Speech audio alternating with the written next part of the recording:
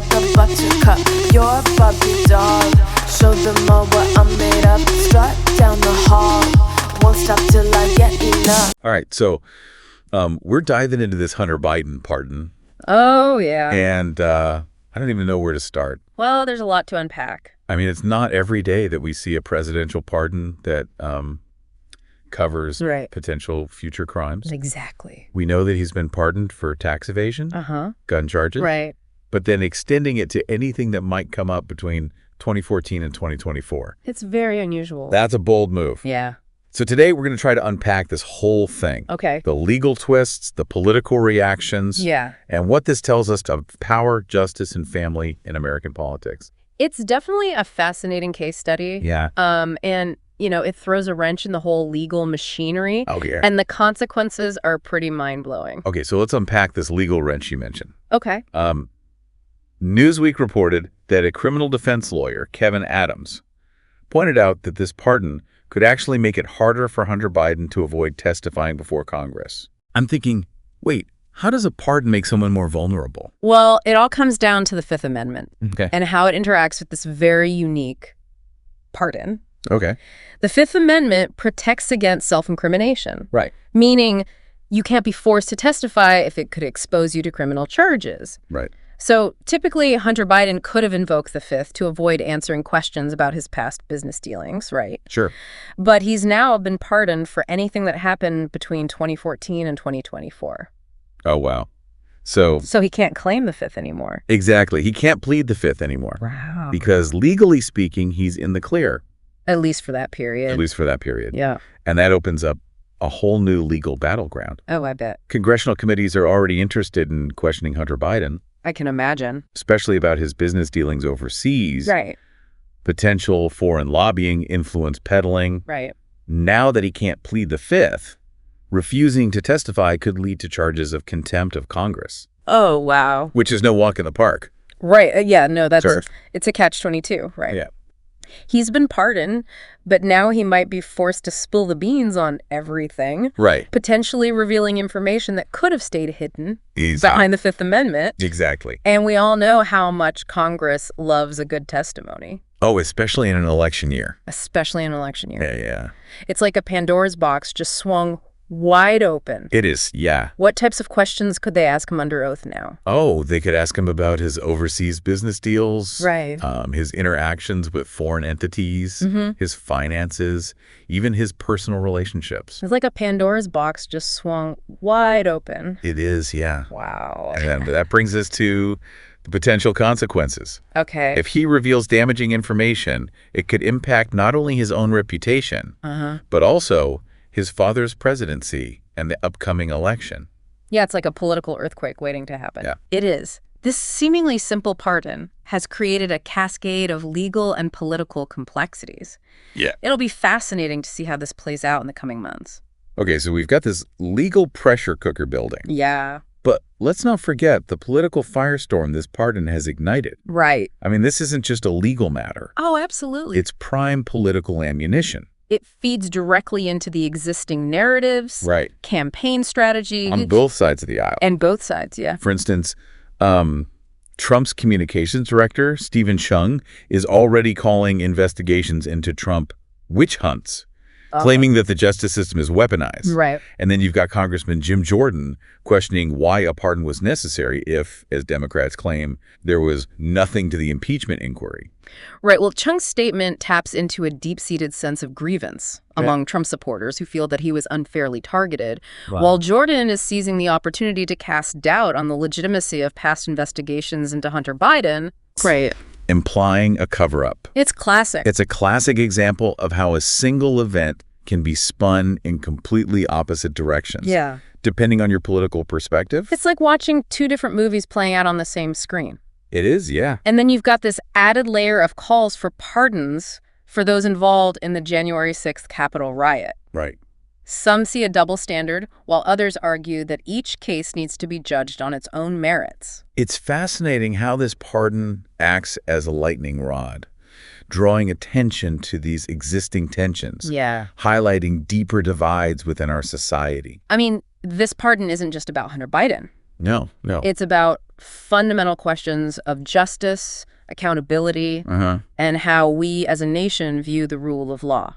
We're talking about the very foundations of our democracy. Absolutely, and that's where things get really interesting. Okay, hang on. Before we go down that rabbit hole, Okay. we need to take a step back and look at the historical context. Where does this pardon fit into the grand scheme of presidential pardons throughout history? Yeah. Have there been other cases where family ties or political alliances played a role? Oh, absolutely. Give me the juicy details. Well, one of the most famous and controversial examples is President Ford's pardon of Richard Nixon Right? for any crimes related to Watergate. Yeah, so critics argue that it sets a dangerous precedent, suggesting that presidents are above the law. Exactly. The whole imperial presidency debate. Right. And then there was Bill Clinton's pardon of Mark Rich, the fugitive financier. Right. That one caused a huge uproar It did. because Rich's ex-wife had donated heavily to the Democratic Party and the Clinton Library. And many saw it as a quid pro quo. It's a tricky business, It is. this pardon power, right? Yeah. Where do you draw the line between mercy and, Right. shielding allies or obstructing justice? Right, yeah. How does public perception play into all this? It's a delicate balance, and public perception is a huge factor. It seems like the optics of this particular pardon aren't great, at least for some people. It's a delicate balance, Right. and public perception is a huge factor. Yeah. When people lose faith in the fairness and impartiality of the justice system, Right. it can have a ripple effect, Right. eroding trust in institutions across the board. It's like a crack in the foundation, and if it's not addressed, it could threaten the stability of the whole structure. That's a great analogy. Yeah. And it highlights why this conversation about the Hunter Biden pardon is so important. It forces us to confront uncomfortable truths about power, privilege, and the potential for double standards in our legal system. Okay, before we get too philosophical, help me connect the dots here. Okay. How does this historical context relate specifically to the Hunter Biden situation? Right. Are there parallels? Well, like those historical examples, Okay. the Hunter Biden pardon raises concerns about the potential for favoritism and the blurring of lines between personal loyalty and the impartial application of justice. So are we saying this pardon undermines public trust in the justice system? That's the million-dollar question. Yeah. I think the answer depends on who you ask. Okay, so we've got this historical backdrop, the legal ramifications, Right. and the political firestorm. Yeah. It's like a three-ring circus of complexity. It is. But before we move on, Ahoy. what are your initial thoughts on the timing of this pardon? Well, the timing is certainly interesting. Yeah. Why now? Why now? Just weeks before the election? Yeah, it's hard not to see it through a political lens. Yeah. Some argue that President Biden was trying to preempt potential attacks from the right. So kind of like a preemptive strike. Exactly. Get it out of the way before it becomes a major campaign issue. Exactly. By issuing the pardon now, Right. he's removing it as a legal vulnerability. Okay. However, the political fallout is another matter entirely. It's a gamble for sure. It is a gamble, yeah. Yeah. This pardon adds another layer of intrigue to an already unpredictable election cycle. Right. It'll be interesting to see how voters react, Yeah. how this impacts the overall political landscape. Okay, so we've covered a lot of ground in this first segment. We have. Legal twists, political spins, historical context, Yeah, even a bit of election a speculation. little bit, yeah. Where do we go from here? Well, I think it's time to delve into the deeper questions. Okay. The situation raises, All right. how does this pardon reflect the interplay of power, justice, and family at the highest levels of government? And what does it tell us about the state of American democracy today? Ooh, Baka-like listener, we're about to go deep. We are. This pardon could really impact how the public sees Hunter Biden. Oh, yeah, definitely. It's like we're watching his reputation change right in front of us. Some people might see this as vindication, Yeah. proof that he was targeted unfairly for political reasons. Like he was just caught in the middle, and now he's free from suspicion. Exactly. But then on the other hand, Yeah. it could also make those negative perceptions of him even stronger. Right. The people who already think he gets away with things because of his family. Exactly. Yeah, like he's not held to the same standards. And that could be really damaging for him and his father politically. Definitely. He's in a tough spot. Yeah. No matter what he does now, this pardon is part of his story. It is. It reminds us that even if the justice system tries to be blind, public perception matters. Absolutely. Perceptions of fairness can be just as important as what actually happens legally. So we've got the legal situation, the political firestorm, And now public opinion on top of it all. It's a lot. It's really a lot. Yeah, it's a lot to think about. This whole thing, it's like a masterclass in how law, politics, and public perception all work together. It's like a crazy political thriller. You couldn't make this stuff up. And it's happening right now in front of us. This is a fascinating example of how power, justice, and family dynamics all come together in American politics. Makes you think about the balance of power in a democracy, right? Like how one seemingly personal action can have these huge consequences. Right, rippling outward and affecting the whole system.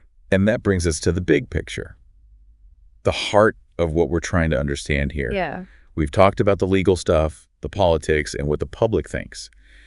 But what does this pardon tell us about power, justice, and family at the very top of our government? It really makes us ask some hard questions, like how much does family influence decisions at that level? Right. And does the justice system treat powerful people differently? Big questions. Tough questions. Yeah, and they've been debated for ages. Exactly. And this pardon is just the latest chapter. But the timing is interesting, right? Oh, the timing. Weeks before an election.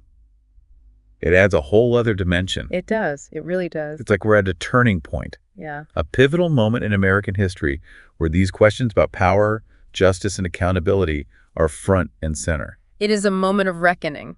Okay, so as we try to make sense of all of this, what are the key things we need to remember? I think the most important thing is to be critical. Okay. To question our assumptions, consider all sides, and look for solid information.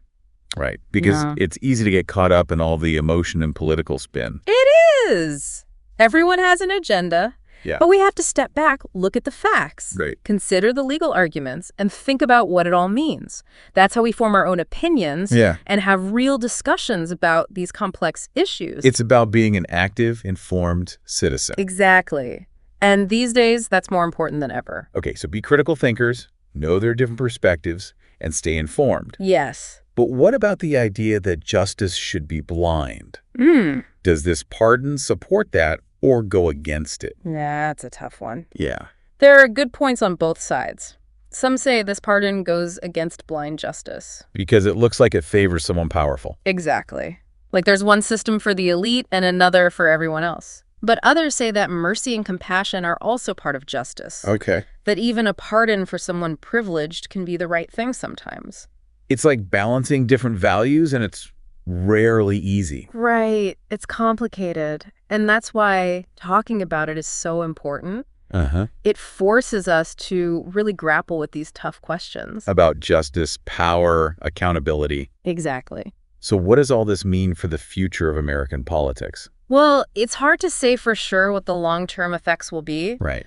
But this pardon has definitely opened up a whole lot of questions about fairness, transparency, and the role of family in politics. Yeah, those questions aren't going away. No, they're not. This is going to be debated for years. This whole conversation feels like a crash course in political science and ethics. It does. It touches on so many important parts of American society. So as we wrap up this part, what's the key message for our listener? Stay engaged, stay informed, and keep asking those tough questions about power, justice, and accountability in our democracy. Don't be afraid of these issues. No, lean into them, explore them, be part of the conversation that shapes our future.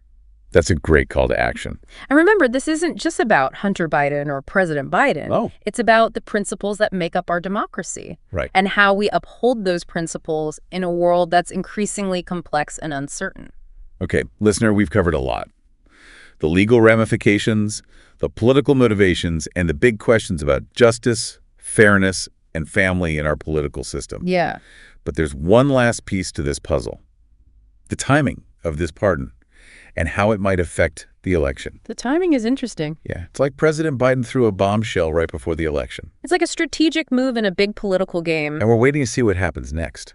So let's talk about the election and what the ripple effects of this pardon might be. You know, it's almost as if President Biden knew this would be a distraction. Yeah. Like a way to shift the conversation away from other things during the campaign. It's a bold move. Yeah. Some analysts think it's a risk. It could turn off moderate voters who care about fairness in the justice system. Right. But it could also get his base really fired up. Yeah, the ones who feel like Hunter was attacked unfairly. Exactly. Yeah. And then there's how this fits into the bigger story of the election. Right. The Republicans are probably going to use this to say the Biden administration is corrupt. Yeah, they'll say it proves their point about the deep state. Exactly. And the Democrats will say this is the right thing to do. Right. An act of compassion. To put a stop to a witch hunt. Yeah, so it just becomes another fight in the culture war. Yeah, everyone digs in and gets even more convinced they're right. It's like this pardon is a test. A test. Yeah, like a Rorschach test. Oh, I see. You see what you want to see in it, and it just confirms what you already believe. It's like we all see the world through our own filters. Exactly. Based on our experiences and values. Right, and that makes it really hard to even talk about complicated things. Yeah, we jump to conclusions, demonize the other side. Right, and dismiss anything that challenges our own views. That's a recipe for disaster. It is. We need to find ways to connect with each other. Actually listen. Yeah, and talk respectfully even when we don't agree. Okay, but let's get back to the election. How could this pardon change things? Well, it's hard to know for sure. Right. But it could energize both sides. Okay. People who already support Biden might be more likely to vote, to defend him against what they see as unfair attacks. It's like rallying the base. Exactly. And people who oppose him might be more motivated to vote against him. Because this pardon is the last straw. Yeah, it confirms everything they already thought. So it could actually help both candidates. It's an interesting situation. It really is. This Yeah. whole election has been unpredictable. Yeah. Well, we've talked about the legal side, the political motivations, and the ethical questions. Mm-hmm. As we finish this deep dive, what's the one big question you want our listeners to think about? What does this all say about American democracy today? That's a big one. It is, are we more divided? Are we less willing to talk to each other and find common ground? Yeah. Or can we face these challenges and become stronger as a nation? Those are some serious questions. They are, but we have to think about them. The answers will shape our country's future. Well said. We'll leave our listeners to ponder those questions and come to their own conclusions. Yes. It's been a fascinating journey. It has. Unsettling at times, but Yeah. definitely fascinating. I won't forget this deep dive. Me neither. And to our listeners, thank you for joining us. Keep asking questions. Yes. Keep seeking out different perspectives and keep having those important conversations that shape our world. Couldn't have said it better myself. Until next time, stay curious. Sound the alarm. I'm coming up. We'll have a ball. I'm sweet like a buttercup. You're a Barbie doll. Show them all what I'm made of. Strut down the hall. Won't stop till I get enough.